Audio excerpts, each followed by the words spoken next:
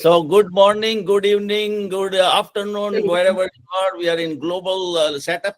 So, thank you very much for joining. Today is day 4 of the Raw Food Challenge, and I am glad people are here. I was thinking, hey, within couple of days, people will fall off, but not. I like your energy. I like your participation, and feel free to ask me any question.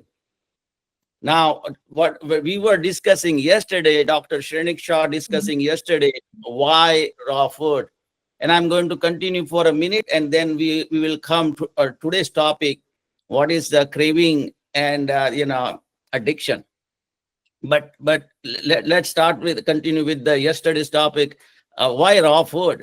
So I would like to start with one graph which we made it. Priyanka will display it right now on the screen, and I want to show this, which is very important. I said yesterday, three things is important for everybody, all living being. One is the air, second is the water, third is the food. So air and water, yeah, people are getting it free, and people are using it, and most of the time there is no issue, no problem.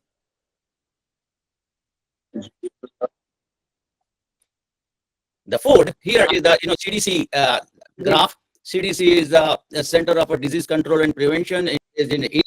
I mean, sorry, based in USA. And this is the graph made that due to the bad air, around 350 people, 350,000 people get affected in 1 year. This is 2024 number. Due to the bad water, around 1.1 million people getting affected in in a whole year. But because of the bad food, 48 million people are getting affected. Now the thing is, we are spending uh, more money. That the food business is $2.6 trillion in USA. The water business is $48 billion. So here, what I'm trying to emphasize is we are spending so much money on the food, and still most of the people are in bad shape. Priyanka, you can take off the graph now. I hope people understand that the dynamic of the number, that this is something which is we are taking for granted. Food is anything and everything, whatever you see in front of you. That is not true.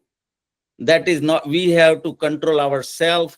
We have to see that what is important for us, and that only food we have to put in our mouth. So the to show the graph is to showing you how much important it is. Now coming to today's topic is craving. And craving is nothing, is a selective hunger. When you see something very tasty in front of you, you just try it. Let's say if it is some the cashew, masala cashew in front of you, you are not hungry. But because since it's in front of you, you just eat couple of, and then if you like it, you eat even more. That is selective. You are not hungry and you eat the food. It is selective hunger. And that there is a very fine line between craving and addiction. So in beginning, everything becomes craving. Craving generally is a two type of craving. One we inherit from our mother, and second, our lifestyle. So mother, when mother is pregnant, whatever she eats, whatever she is doing, it's giving us to carry forward. And it is very important, even I was seeing the report that, and they found out very in depth, when mother is pregnant listening music, the baby is enjoying the music. And it is very, is the graph was so solid and so meaningful, so interesting. So we also get all those craving and whatever the food style lifestyle from the womb to the whole life. But that's not the excuse. The lifestyle, we can change it. And what the Dr. Shrenik Shah said is the consciousness. When you are conscious about everything, whatever is happening around you, it gives you power and control your environment, your lifestyle, your life, total your life. So, what is happening here, whether you are controlling your mind or your mind is controlling you, that is the question. Most of the time, your mind is controlling you. It's like you are walking the dog or dog is walking you. So, in beginning, you walk the dog, but later on, what happens? Your dog walks you. The dog become the master. So here also, for all of us, unconsciously we are eating without any intention. When there is something in front of you, when there is a nice samosa in front of you, you are not hungry at all, you ate already, or there is a nice cake or any ice cream or whatever it is, and then that you are taking that food without any intention, it is not, it's a bad habit. That craving creates, then the habit, and habit becomes addiction. And it's very hard to come out of addiction. We know that, everybody knows that. Anybody is addicted to cigarette, anybody is addicted to alcohol, anybody is addicted to any drug, anybody is addicted to gambling. It is addiction, and that addiction is so hard. Our mind, we have two kind of a process. One is the cognitive, another is the limbic. The cognitive is the reasoning, 2 plus 2 4, and it is, we know that. But limbic is, it works with your emotion, and your emotion takes over your cognitive mind and overpower that. Hey, doesn't matter. Even the smoker knows that the cigarette smoking is bad, still he smokes. Why? Because the limbic power is so much, so strong, emotional power is so strong, taking over the cognitive reasoning that, hey, cigarette smoking is bad, but still I want to smoke. Same thing is happening. Most of the people, I have not found one person telling me that, Akshay, what you are doing is wrong. In beginning, somebody said that, but now they are not saying that. So, but when it comes to follow it, they can't. My doctor, my personal doctor, he said that he tried 1 month raw food, and then he's confessed, says, sorry, Akshay, I cannot do it. I said, why? Oh, those pani puri and bel puri and pav vada and bhajia and everything. It's when it's in front of you, you salivate so much and you want to eat that food. So that is the craving. And I said in one of my video that if you are eating without intention, you are nothing but poop making machine. If you don't eat with, if you are eating with intention, with the consciousness, with understanding that, hey, I am eating this to create energy within me, and that is good energy, not the bad energy. It's like this. It's like if anybody is going for work, if you work 8 hours and make $100, and I work only 1 hour and make $100, which one is better? There is no brainer. It's so simple. The 1 hour and making $100 is much better. Same thing. You eat so much cooked food, and to digest and to side effect and all those stuff, you are spending so much from your life. And I'm not spending money wise and energy wise to digest it and anything. I'm just taking just little bit of my raw food and I'm happy.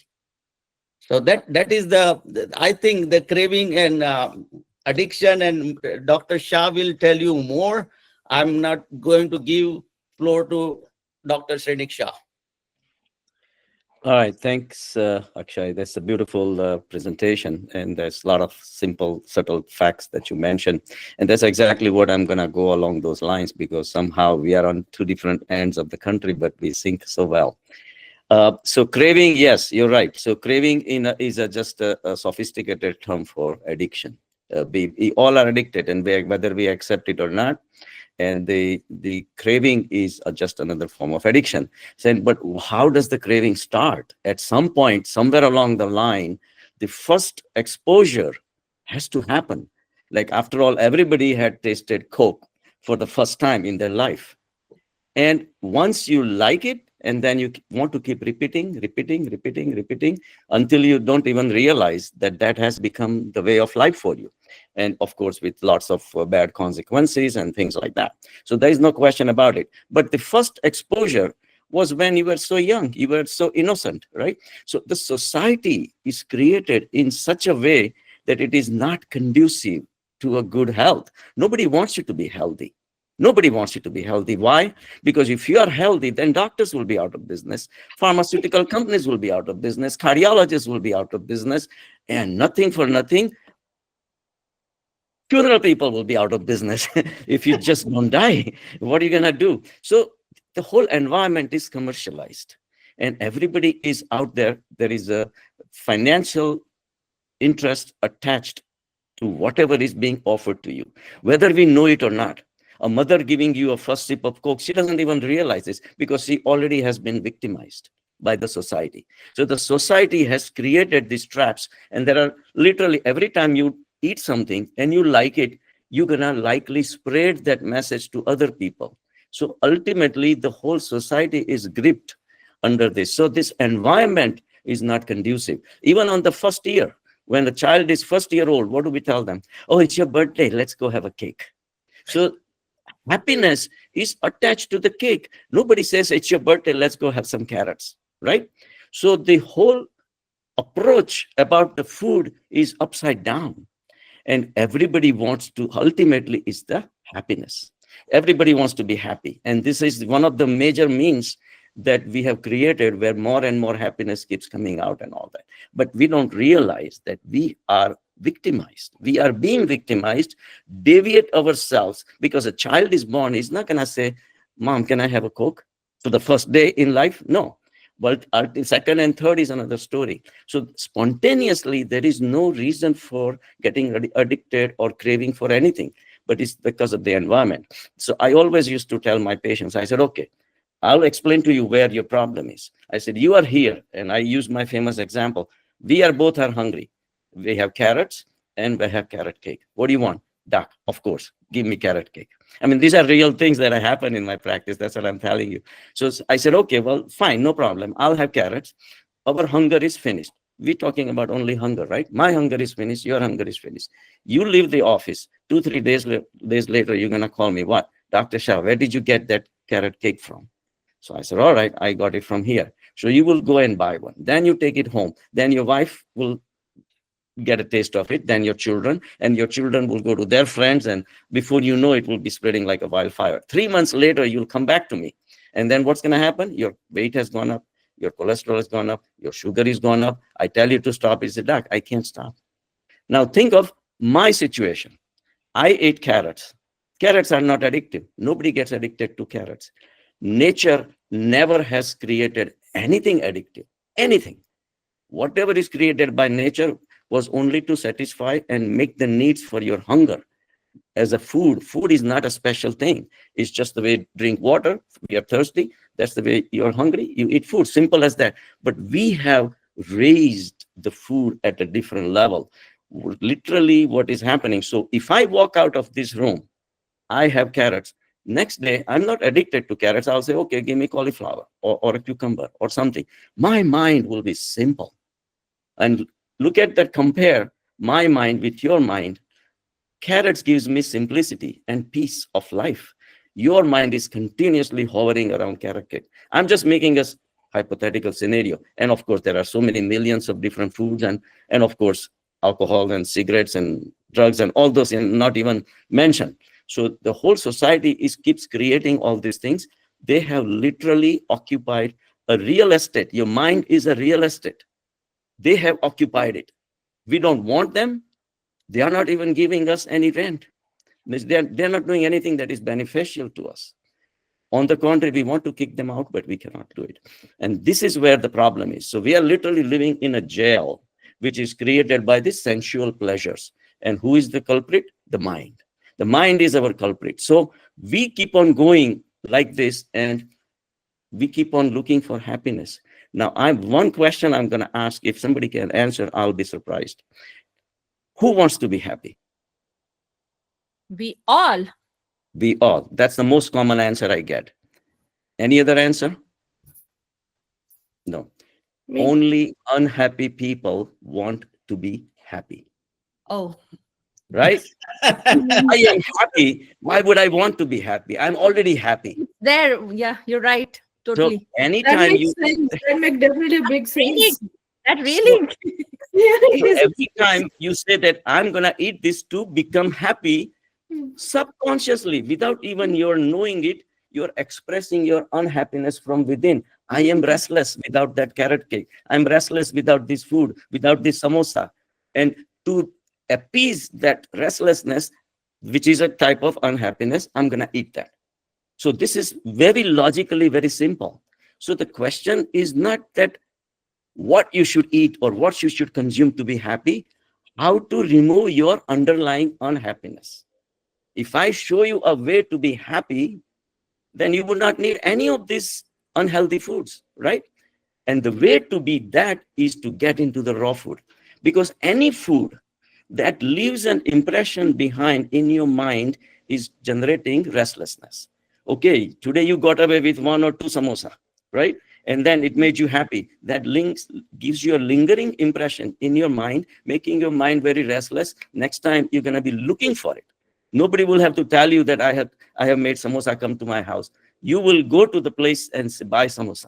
So this kind of restlessness is very subtle. We're not even realizing how much expensive it is. With this restless mind is causing an impact on a society where mind is deviated. People driving on the streets with marijuana on their blood. How is it going to affect alcohol in their blood? Look, if you really global impact of these bad habits is tremendous. There is versus a simple food like a raw food, food which does not leave a lingering impression, it does not make you run after. That running after itself is unhappiness, and that we have to realize that. So it's going to take time. It's not going to happen. So there are some techniques. So one, and I have confession to make, is I was at one time addicted to Reese's Pieces peanut butter cups. So addicted was literally addiction. I used to make my rounds at the hospital, and I would say, I used to just pat on my back that, oh, I work so hard, I have so many patients, and I deserve some break, right? So I would walk into the coffee shop, the gift shop at the hospital, and I would take one Reese's Pieces peanut butter cup. On the way home, I'll enjoy it. And to the point, and this was the addiction, even before, as the gift shop girl saw me walking, she would take out the Reese's Pieces peanut cup ready for me. She said, Doc, here it is. So that was my state. So one beautiful thing that happened, I came across a statement from Mahavir. Mahavir said that temptations are always going to be your way of life. It is acceptable. In sansar, temptations are always going to be there. But there is a way to rise above the temptations. One is to accept it. Like Akshay said on the first day, which is very, very, very poignant thought. You have to accept it, that I am addicted. And then it releases the energy. And that literally happened to me. I said, okay, I thought about it. I listened to Mahavir. I said, okay, I accepted that I'm addicted to Reese's Pieces peanut butter cup. And then what I'm going to do about it? That's when my energy released. And then Manan and even Chintan started getting established. There is a difference between Manan and Chintan, which I'll tell you later on. So I started really going into the details. Why am I addicted? This is, after all, it's a lot of butter, a lot of sugar. I should not be eating every day. I should eat occasionally.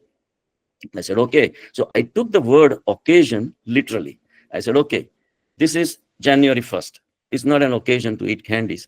I'm going to wait till February 14. Valentine's Day come, I'll have lots of candies. No problem. And I did. I said, okay, my mind was subdued by the Reese's peanut butter cup, but my making a condition, it started rising, rising and rising. So what happened was from January 1st to February 14th, I didn't have any. January and February 14th, I had Valentine's Day, three of them. Then you get sick. You cannot even eat more. So, okay. So now, no more. Now until the Easter. Then on Easter, I had two. Then now I have to wait till Memorial Day. Memorial Day, I had one. And July 4th was my Freedom Day. I had no, I decided Okay. no matter what happens. So this process is very good. On one hand was Reese's. I was so, and Reese's has nothing. There's no brain, no eyes, no nothing. I have everything. Yes, I was inferior to the my objects of pleasure. So I started putting conditions and conditions and conditions. And then my mind started rising until Reese's Pieces peanut cup was defeated. So this is how you start rising internally. You put your conditions that I am convinced, I'm feeling convictions is established in my mind that I want to live a positive life. If this is okay, I'll put my own conditions. I'm not saying give up everything overnight, right? So this is one of the method that helped me. So second method Perfect. is the second method, and the last one is that the environment that has created us, you don't want to be a victim of that environment. So your home is your environment. Get rid of everything that is unhealthy. Now, in the middle of night, if you want to Reese's Pieces peanut butter, how are you going to get it if you don't have it in your house, right? So create your, and even at the end of 1 week, you have to throw away some fruits which were rotten. Don't care about it. It's a good investment regardless. But if that's all you have, fruits and veggies and snacks and everything, you just get rid of it. Only healthy stuff in the house.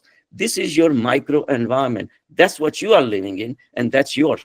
I told people, if you eat 3 meals a day for 7 days, just watch your 19 meals. 2 meals, you're going out with friends. Nobody has to know that you're on raw food, and you're not going to walk into their restaurant with carrots in your hand. Nothing like that. You don't have to make a scene about it. But the 19 meals are your meals, and you have to have control on it.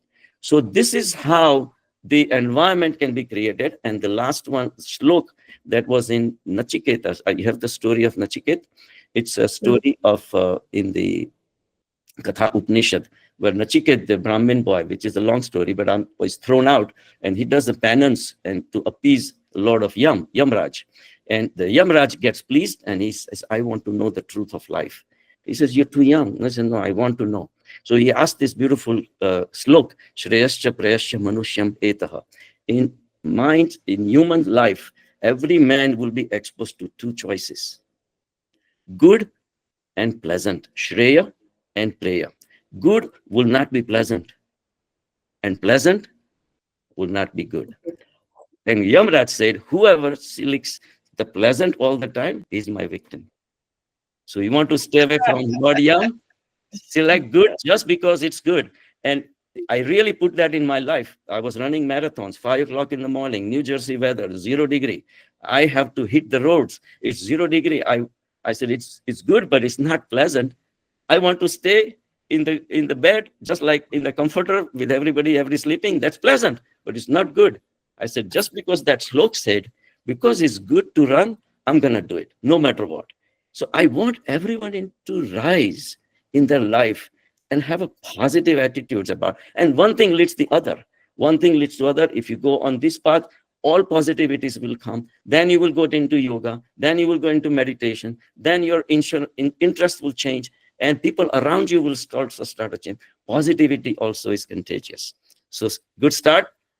And Thank you, doctor. Thank you very much. you're welcome. And yes, one thing, important thing which your doctor said is you have to, first of all, and I'm telling you, everybody who are here, if you don't think cooked food is a problem, you are not looking for any solution. If once you understand this, the cooked food is the problem, then you're looking for solution, and then the raw food is the solution. So no matter how much I tell you raw food is good, it is not going to work. It's not going to work unless you accept this cooked food is a problem. As I said earlier, if the smoker don't understand that the smoking is a problem, he's not going to give up. It is impossible. So yes, Karthik Pandit, yeah, go ahead. I have a question for Doc. He was trying to relate happiness with food. I buy that argument. Am I audible? I'm sure. Am I right? Am I audible? Yes. Yes, you're Okay. Yeah, little bit disturbance, but you're okay. Okay. So yes, I do concede to that point that happiness and food go together. But happiness component is composed of so many things. So what is the percentile you will allocate to food versus happiness in one's existence? You're mute, doctor. Real happiness, and this is the spiritually uh, outlook, the real happiness cannot come from outside, because outside everything is ephemeral, everything is transient. The whole sansar is transient. You are transient, I am transient, everybody, Obama is transient, Sikandar was transient, everything is transient. A sansar, which is a composite of transient objects, people and situations, cannot produce anything permanent. You may want to think that, okay, I drink and I'm happy, what's wrong with that? But how long is going to last? Then you're going to have another one, and then another one. Real happiness, which is perpetual happiness, is only in the consciousness. So you have to rise above the mind. Mind is a dual structure. Mind always likes and dislikes, hates and loves, morning and night, black and white, Ram and Ravan. These dualities exist in mind. At the mind level, that's all you get, nothing more than that. So if you really want to have a perpetual peace, perpetual happiness, and no restlessness of the mind, raw food is only one thing, but there is, of course, a lot more than that. You need to connect with the consciousness where there is a Sat Chit and Exactly. Anand. Yeah, I just wanted to draw. Yeah, thanks for bringing this out. I have just wanted to Can I bring that. Yeah, What? yeah. Somebody wants to say something. can I add? Yeah, can I add to it, Mr. Karthik Yes, and please. Mr. Doctor? Sure. I think both are covering the same topic. Ms. Doc is telling about the choices with the happiness, and what you are trying to get is the result out of it. So No, no. if you pick the right choice, you will get the result. So No, I was on another traction, if you like. Okay. So one more thing I want can to you tell. elaborate what you exactly were into it so that we can get a deeper insight to it then? Yes, yes. Now let me tell what doctor said, and yeah, that happiness is momentary. It is going to, So yesterday when Manu said, "Hey, I had some discomfort," that discomfort and pain is going to be there, but that, let's say, for 20 days, but then it will give you good result for next 20 years. So you have to select here that you want 20 days discomfort and have better 20-year, or you want better 20 days here right now and discomfort 20 years later on. So that is something you have to understand. And one more thing I want to say, what the doctor said, duality. In our logo, there is the yin yang. Is the duality is there, and that is something I want to say. I want to accept it, and that is my philosophy too.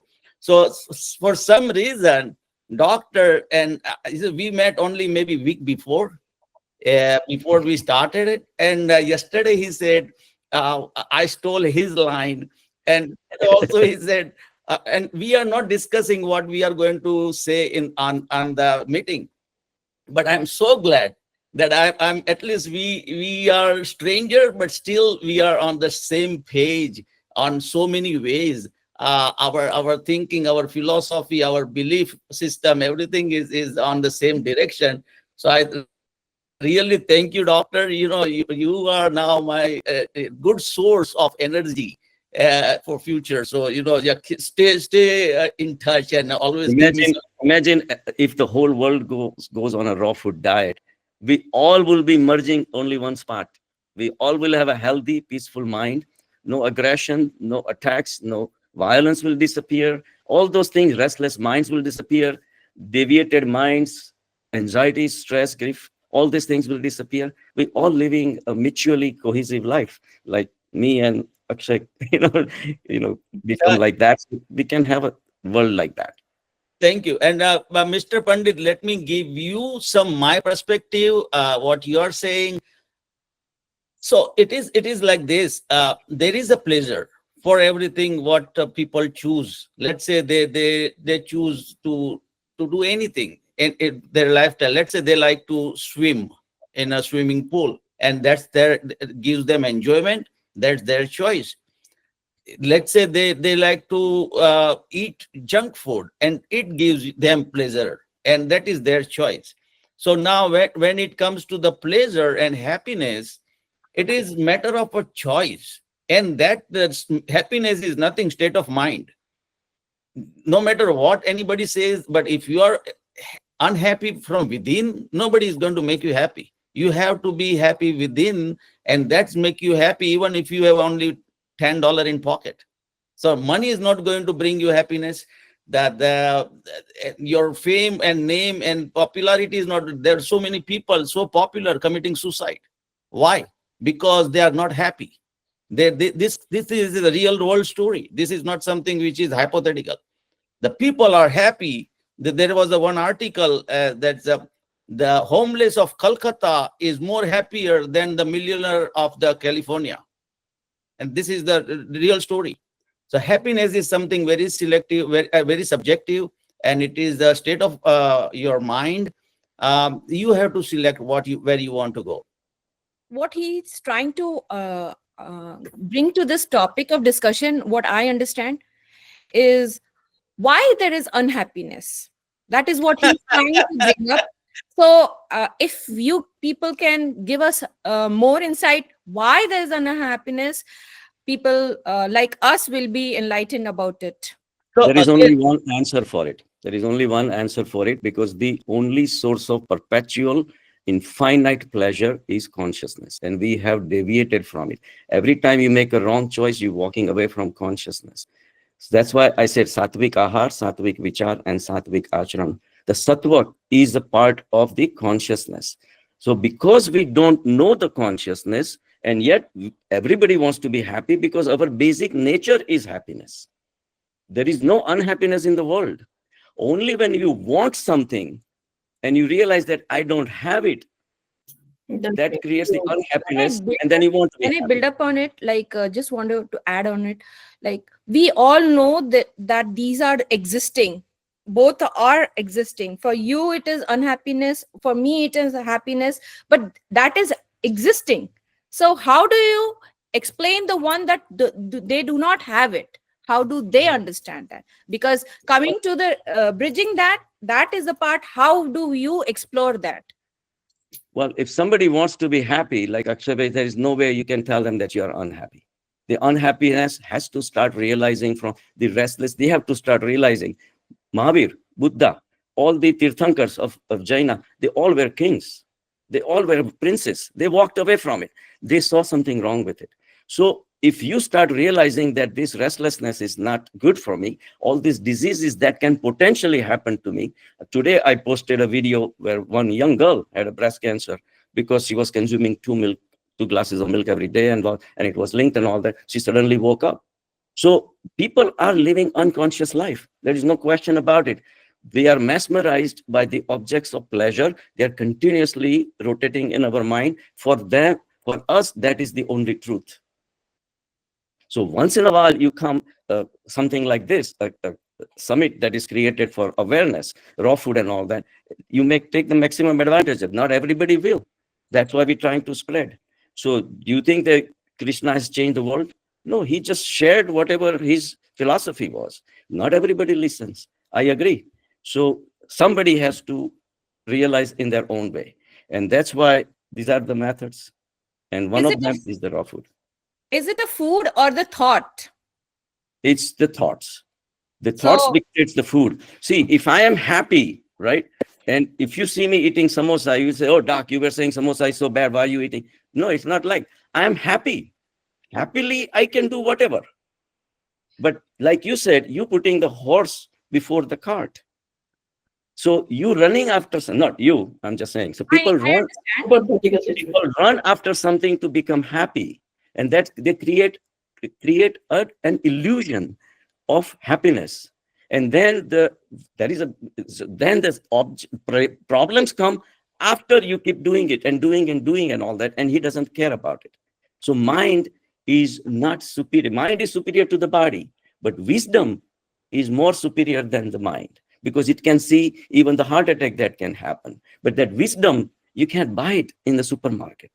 It has to come from within. And one of the method is meditation, of course, but again, gathering all the information, manan, chintan, thinking. See, manan is listening is just, okay, I listen and it's out of my mind. Fine, I'm done with it. And then I'll go to the next video. The manan is where you actually try to understand what I'm trying to say. But the next one will be the chintan. Chintan is the chitta. Chitta is your psyche.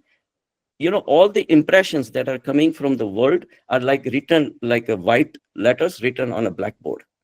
But the blackboard itself, which is receptive to oncoming influences from the world, that the matrix of the blackness itself is our psyche. So that's a Nice. chitta. So Yeah. chintan is when you actually get your consciousness involved.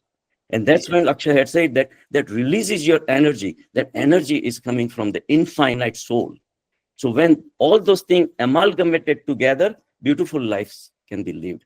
I have been vegan. I have been running all those things. I'm enjoying. Nobody tells me to do it. I just do it. And then it has helped tremendous thousands of people, of course, but also people have started running marathons. My secretary used to be overweight. Her blood pressure was high. I said, come on, this is blood pressure. Oh, doc, you're running? I'll start running. She ran more marathons than I did. Medical representative. So it's contagious. So that's how it should be. But until the consciousness is involved, nothing will happen. At the mind level, I'm just telling you something, you're listening, and that's the end of it. So Correct. Yes, that's correct. Yeah, Manu, you want to say something? You raise your hand before. Nothing. I Uh, did. I okay. was Now, just, I would Karthik, like you. you I got your just, answer. I got many answers. I was very I'm getting a lot of concentrated and listening to We what want to you conclude answered. it again. We are around boarding us 5-7 minutes more than what we used to. Anybody have question? I want to see that everybody comes tomorrow 8 o'clock. Bring more people. Today we have more than new faces today, but I want to see more participation. Dr. Shah, what is your schedule tomorrow? Are you there? uh, I have to see because I'm flying out from Problem. Austin tonight. No So if problem. I'm available, I'll join. Yeah. Perfect. Yeah, we are going to start 8 o'clock tomorrow. Thank you very much for joining. Tomorrow will be the 5th day of the challenge. We are going to do it well, and thank you again. We Thank you have very much. reached it. We have reached it. Thank you Thank so you. much for your golden nuggets.